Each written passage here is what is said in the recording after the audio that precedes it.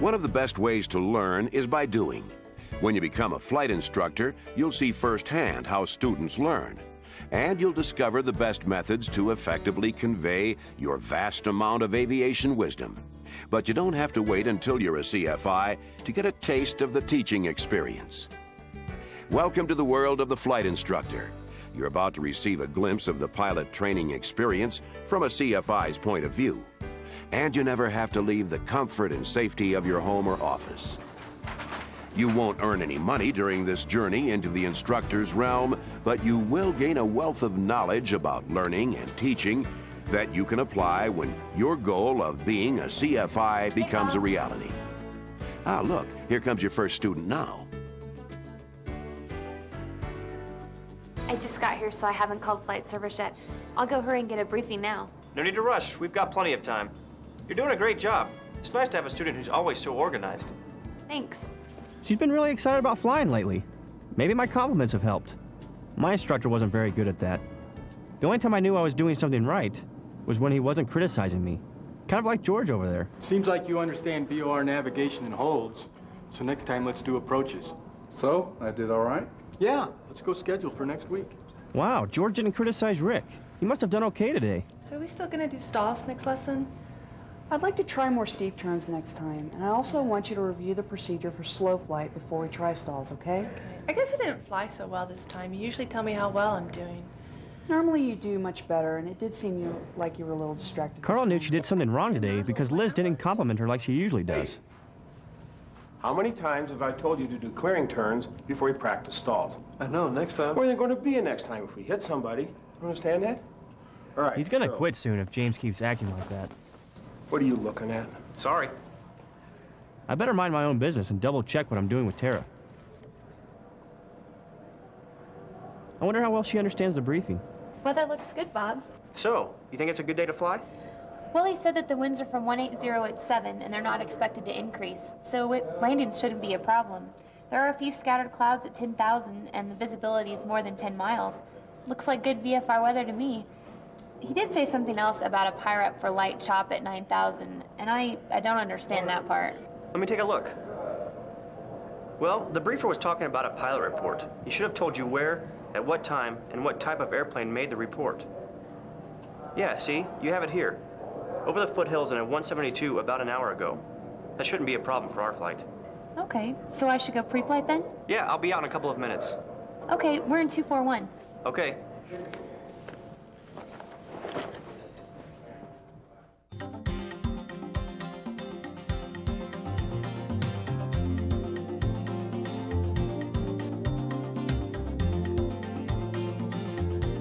I remember when Tara was first learning. She was trying so hard to steer, she missed every call from ground. 241, hold for the Cessna to your left. 241. Now she doesn't have to think about how to taxi, and she never misses a call.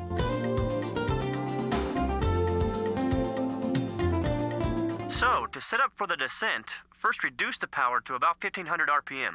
Cessna 241, you're following traffic at 11 o'clock, entering the downwind. Report that traffic in sight. Why isn't she doing anything? She must be overwhelmed. I better help her out. I have the controls. Go ahead and answer the tower. Okay, you have the controls. Tower, 241, I have the traffic in sight. I'll do the approach and landing so you can focus on the procedures. Then, I'll handle the radios so you can practice some landings.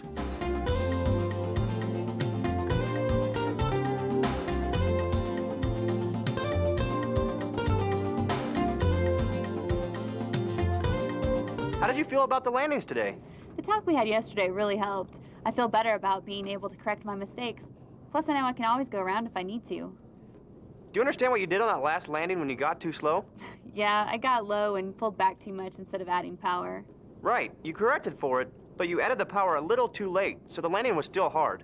Just remember, if you're at the right airspeed, pulling back only makes you slower, and you'll lose altitude instead of gaining it. You did a good job today. You're getting much better at stabilizing your approach speed. Next time, I'd like to see you get the power pulled back just a little sooner, so you're already slowed down and starting a descent. Here, I'll beam the numbers. Okay. Once you've got the traffic pattern and landings down, you'll be able to solo. Great. Call me as soon as you know your schedule next week. We'll need to schedule another lesson as soon as possible so you don't lose anything you've learned today. I should know this afternoon. I'll call you from work to set up a time. See you later. Bye. I hope she schedules another lesson soon, or she'll forget what she's learned today, and we'll have to spend a lot of time reviewing. Speaking of review, before your next student arrives, let's back up and examine your day so far.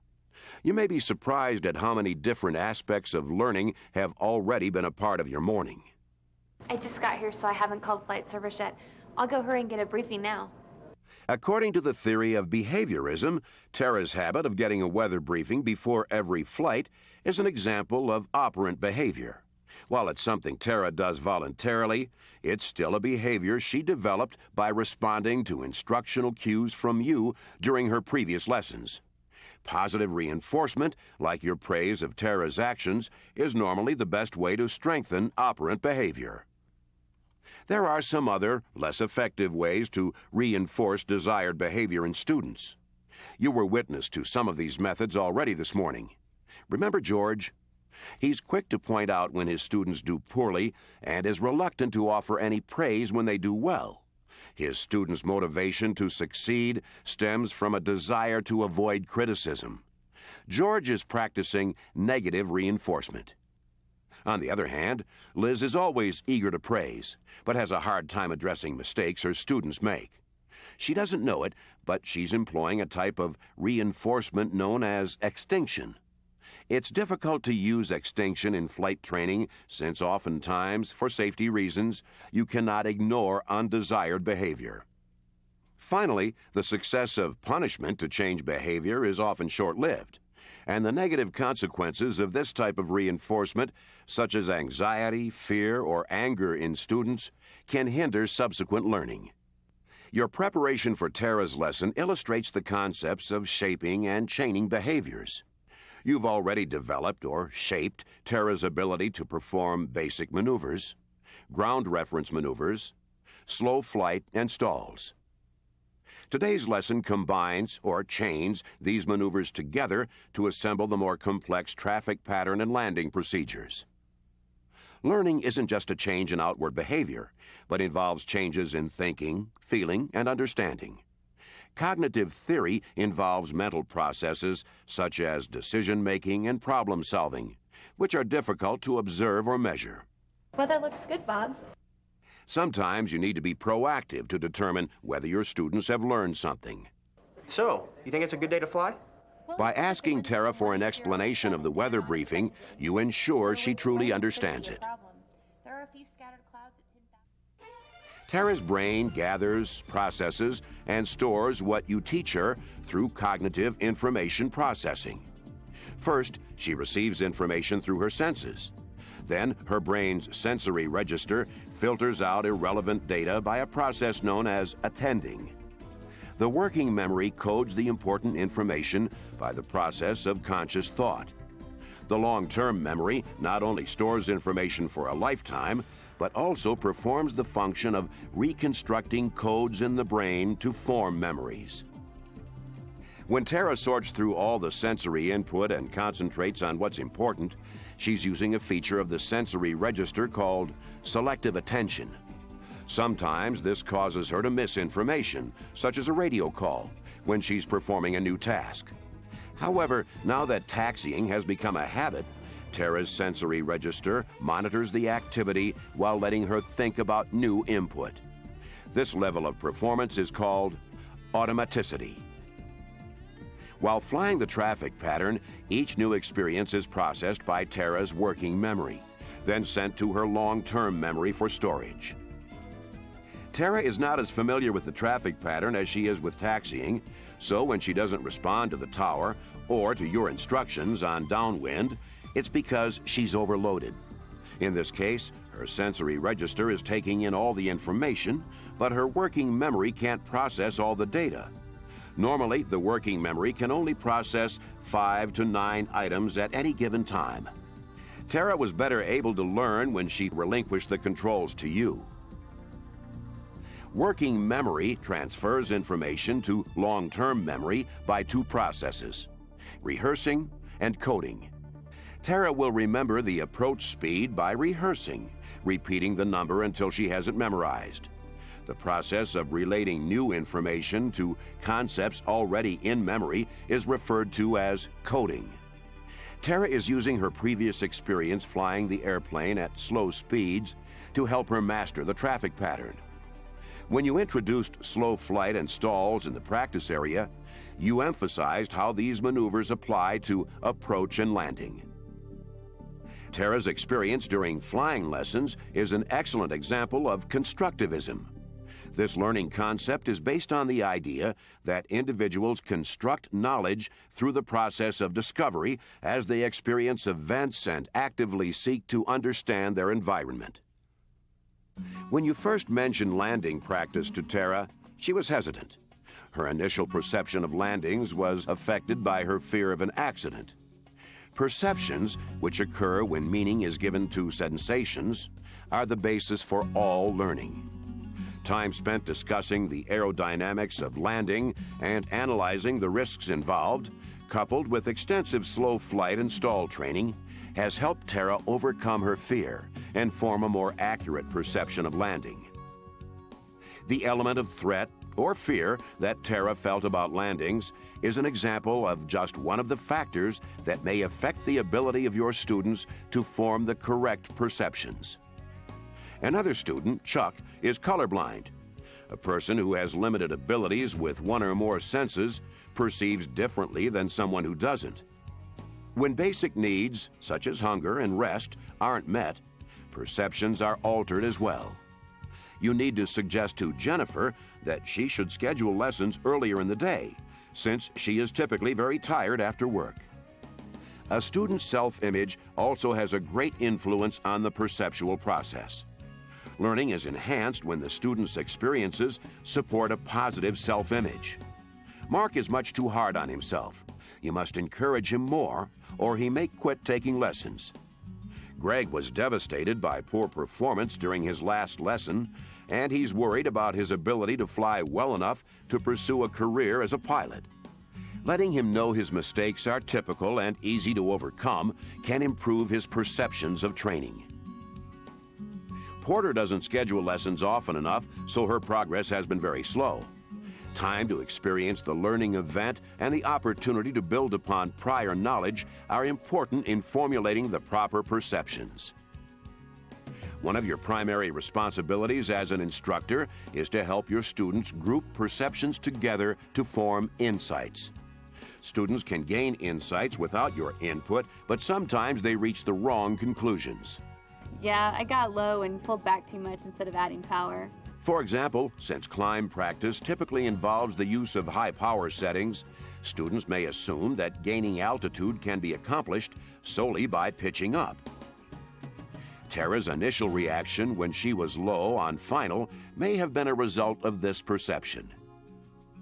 However, your discussions and demonstrations, as well as practice of slow flight, help Tara gain the proper insight about operating at slow airspeeds, allowing her to realize her mistake and correct it by adding power. While Tara's flight went well today, you've accomplished little if she doesn't retain the new information and skills she learned. You may not even realize it, but to help Tara remember what was covered, you employed several principles of retention during this lesson.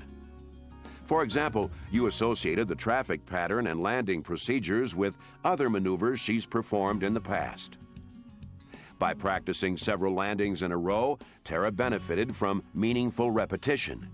However, while repetition definitely aids retention, some research indicates that 3 or 4 repetitions provide the maximum effect, after which the rate of learning and probability of retention fall off rapidly. You should keep this in mind when planning lessons. During your debriefing, you praised Tara's performance. You did a good job today. You're getting much better at stabilizing your approach speed. And offered her encouragement for the next lesson's practice. Next time, I'd like to see you get the power pulled back just a little sooner, so you're already slowed down and starting a descent. Here, I'll beam the numbers. Okay.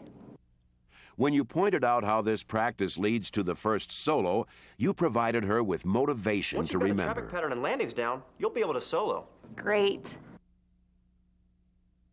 Finally, flight lessons inherently aid recall since they involve learning with all the senses.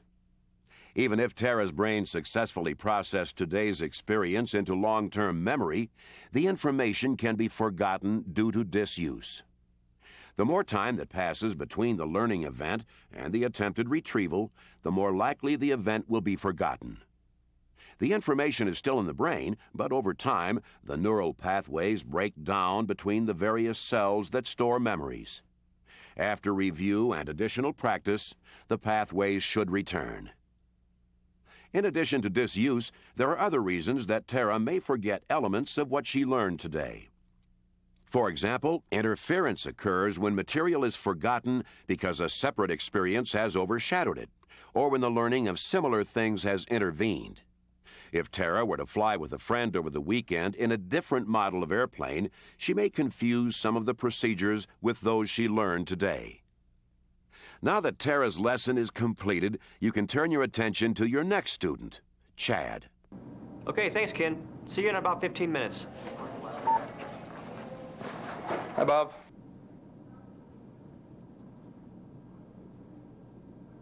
How's it going, Chad? Can't complain. Are we going over systems today? Yeah. Did you get a chance to read your assignment? Yeah, I read all of Chapter 11, and I read the articles you gave me about turboprop and jet engines. They were pretty interesting. That's good. Instead of doing ground school, I set it up so we could go over to the hangar to look at a variety of airplanes while they're being worked on. Sounds great. Chad's gonna like this. He gets to ask questions and have some hands-on experience.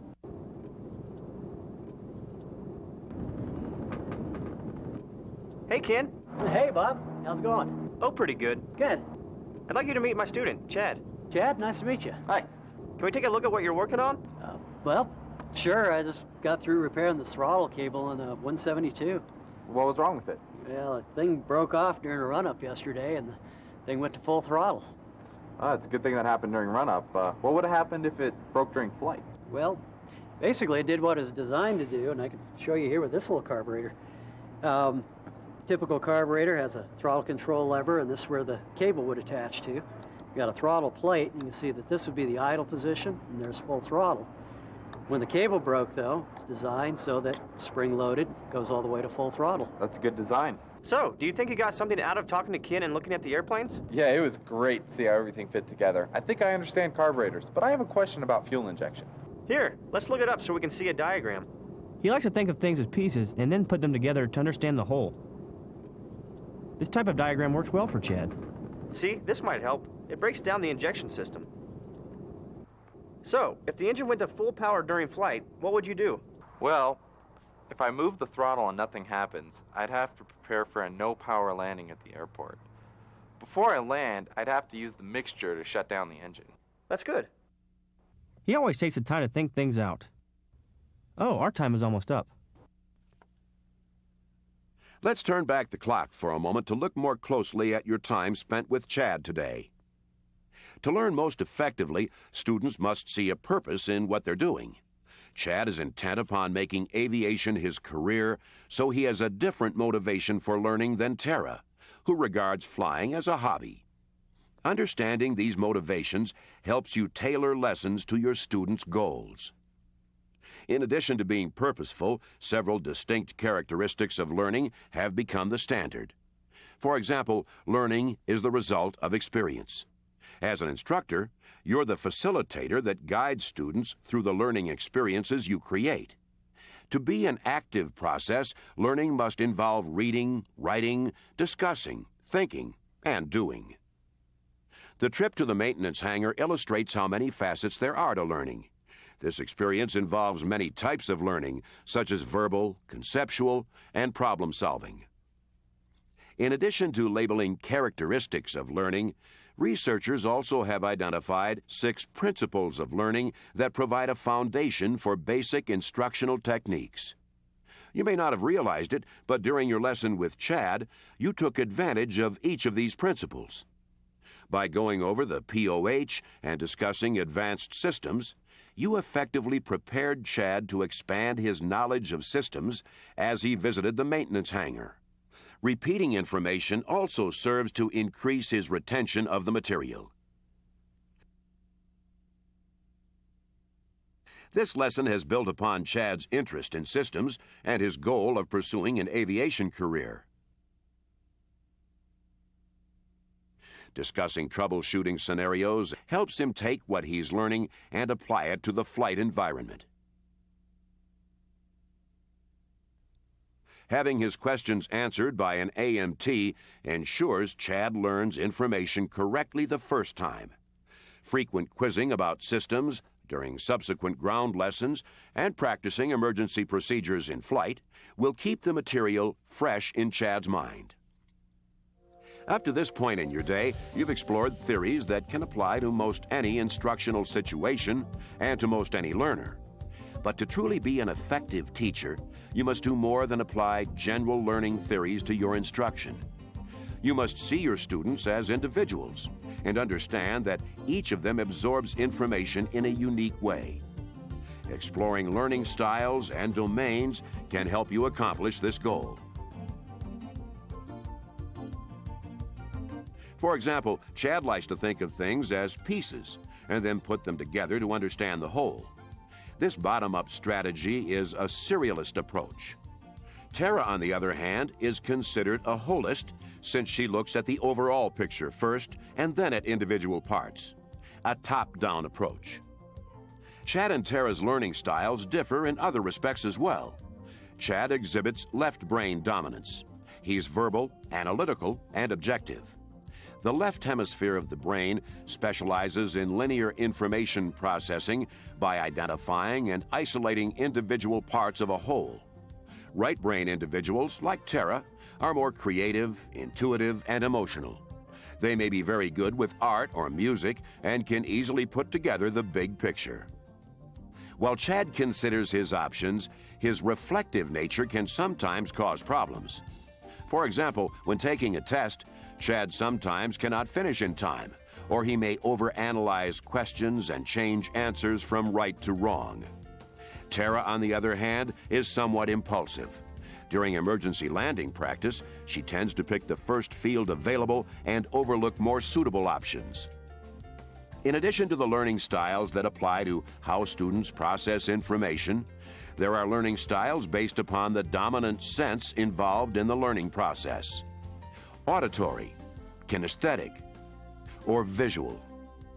Tara learns primarily by listening. Chad by doing. And your next student, Mike, by watching. You can tailor your teaching to accommodate all three of these learning styles. Hey, Mike. Hey, Bob. I'll be with you in just a minute. Chad, why don't you schedule the 182 tomorrow at 9? All right, I'll see you tomorrow. See ya. So, are you ready to try an ILS today?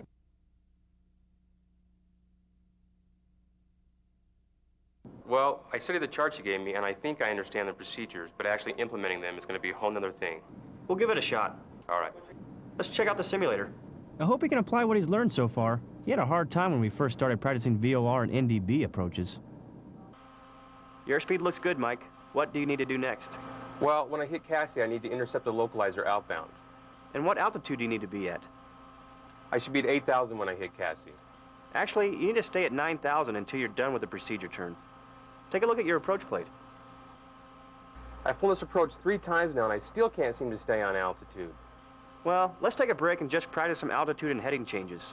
Then we'll try this approach again. He's a little overwhelmed trying to put together all the new procedures. Maybe trying something else for a while will help. I'll give him a pattern to fly that's like the approach. So, are you ready to try that approach again? Sure. I hope practicing those patterns helps. I feel much better about the approach now. Yeah, you did great. You held your altitude well that last time, and you stayed on the localizer pretty much the whole way. Let's take a look at what we're going to do tomorrow.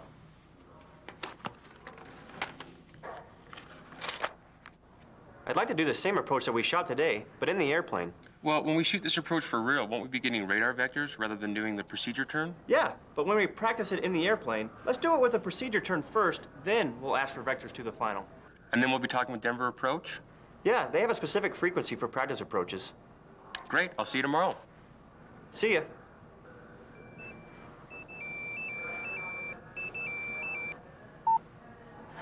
Hello?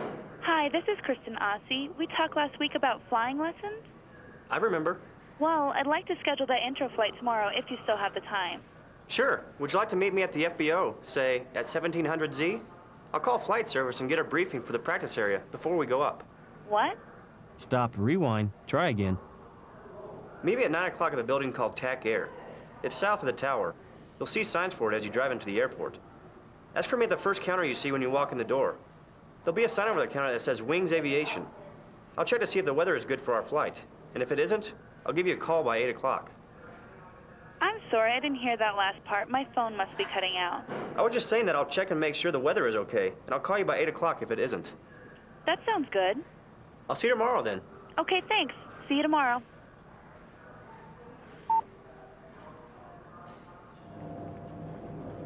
Hey, Bob. Oh, hey, Brent. Hey, can I ask you a quick question? Sure. The other day when I was out flying, I noticed the low voltage light come on. I think I did the right thing, but I wanted to check with you. I remember a story you told in class once about a similar situation that had happened to you. Yeah, well, that was back in my less experienced days, and I actually did the wrong thing at first. We were over the mountains, and I noticed a discharge on the ammeter before I saw the light. So I had no idea how long we were running on battery power. That wasn't the smartest thing to do, so I didn't have any radios by the time we got back to the airport. Well, I shut everything off once I noticed the light come on, so I did have radios by the time I got back to the airport. But I guess I could have recycled the master switch. Yeah, you should have done that first. You might have been able to reset the alternator, but it sounded like you handled everything okay. All right, thanks for your help. Sure, anytime. Oops, I'm running behind schedule. I better get going. Whoa, stop. Before you head to your class, take some time to reflect on the rest of your morning. By examining Mike's lesson in the simulator, you can easily identify the 4 basic levels of learning traditionally included in aviation instructor training. The first level is rote learning. This is the simple memorization of information without the understanding or ability to apply what has been learned. Mike can identify the symbols on the approach chart by rote learning. The next level, understanding, is the ability to explain the how and why of facts. How do the chart symbols apply to flying the approach? Application is the act of putting your knowledge into practical use. Mike uses his knowledge to perform an ILS approach in the simulator. Correlation is associating what has been learned, understood, and applied with previous or subsequent learning. The goal of your instruction is for Mike to associate all the information he's learned about instrument procedures with operating effectively in actual IFR conditions. In addition to the 4 learning levels, psychologists have developed 3 domains of learning: cognitive, psychomotor, and affective. You can create lesson objectives that focus on one or more of these domains. The cognitive domain is the category of learning concerned with knowledge and thought processes, such as studying instrument approach procedures. The psychomotor domain applies to hands-on learning skills, such as pre-flighting an airplane, performing a landing, or flying an instrument approach. The affective domain focuses on feelings, attitudes, personal beliefs, and values. Be aware that students normally experience a learning plateau at some point during their training. In Mike's case, he's trying to master new skills, so he must learn to divide his attention to perform many tasks at the same time. Some students experience a learning plateau if they've reached capability limits or if they misunderstand some aspect of the task. A lack of motivation can also curb learning. If you believe your student has reached a plateau, you may need to try a different teaching method to help increase progress. If having Mike fly the patterns you developed helps him to perform the approach better, a positive transfer of learning has occurred. On the other hand, if previous learning interferes with understanding of the current task, a negative transfer of learning takes place.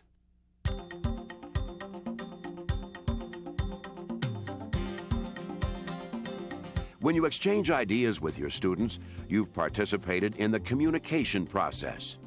Your post-flight discussion with Mike provides a way to look at some of the primary elements involved in this process. During this interaction, you're the source of the communication. Mike is the receiver, and the words and illustrations you use are the symbols that convey the message. Let's take a look at what we're going to do tomorrow. Well, when we shoot this approach for real, won't we be getting radar vectors rather than doing the procedure turn? Yeah, when we practice it in The feedback Mike provides is very important because it helps you determine whether he understands your message. If Mike doesn't provide you with enough feedback, you should ask for it. Great, I'll see you tomorrow. While your discussion with Mike was very productive, your initial conversation with your new student, Kristen, was less effective. Hello? Hi, this is Kristen Ossie.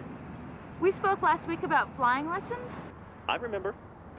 Well, I'd like to schedule that intro flight tomorrow if you still have the time. Sure. Would you like to meet me at the FBO, say at 1700Z?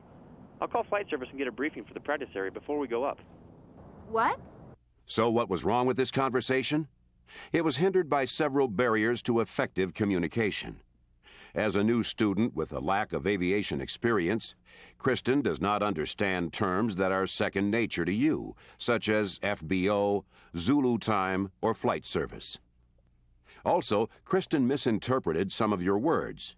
For example, when you mentioned the briefing for the practice area, she was confused and concluded that you were talking about familiarizing yourself with the subject area you were going to practice on the flight.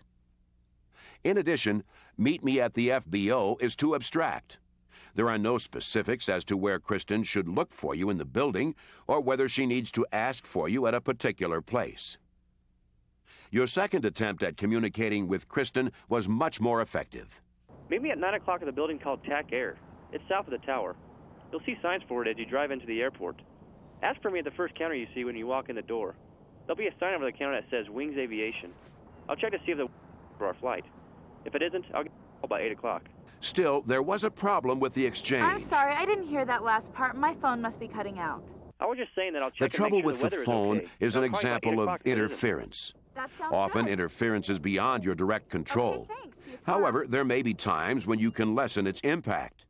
For example, in the noisy cockpit environment, headsets can eliminate some interference. Communication skills need to be developed, practiced, and continually improved upon. Discussing your own experiences with your students, as you did with Brent, can enhance instructional communication. Yeah, well, that was back in my less experienced days. I actually did the wrong thing at first. See, we were over the mountains and I noticed a discharge on the ammeter before I saw the light. So I had no idea how long we were running on. Listening is the most frequently used communication skill, yet it remains the least mastered. You can help your students make the transition from simply hearing to effectively listening by suggesting they take steps such as taking notes or focusing on the main ideas in a discussion. Well, I shut everything off once I noticed the light come on, so I did have radios by the time I got back to the airport. But I guess I could have recycled the master switch. Not only do you need to help your students develop effective listening skills, but you need to develop and practice your own listening skills as well. For example, avoid rehearsing answers while listening and don't insist on the last word. From early morning flights to afternoons in the classroom, you've had the opportunity to briefly delve into the flight instructor's universe. You've witnessed the learning process from a perspective that may soon become very familiar to you as a CFI with a full schedule of students. Once you're a full-fledged flight instructor, you'll reap rewards above and beyond the monetary compensation, such as the satisfaction of seeing your students achieve. And likewise, your students will undoubtedly benefit from not only your aviation expertise, but also from your extensive knowledge of how they learn.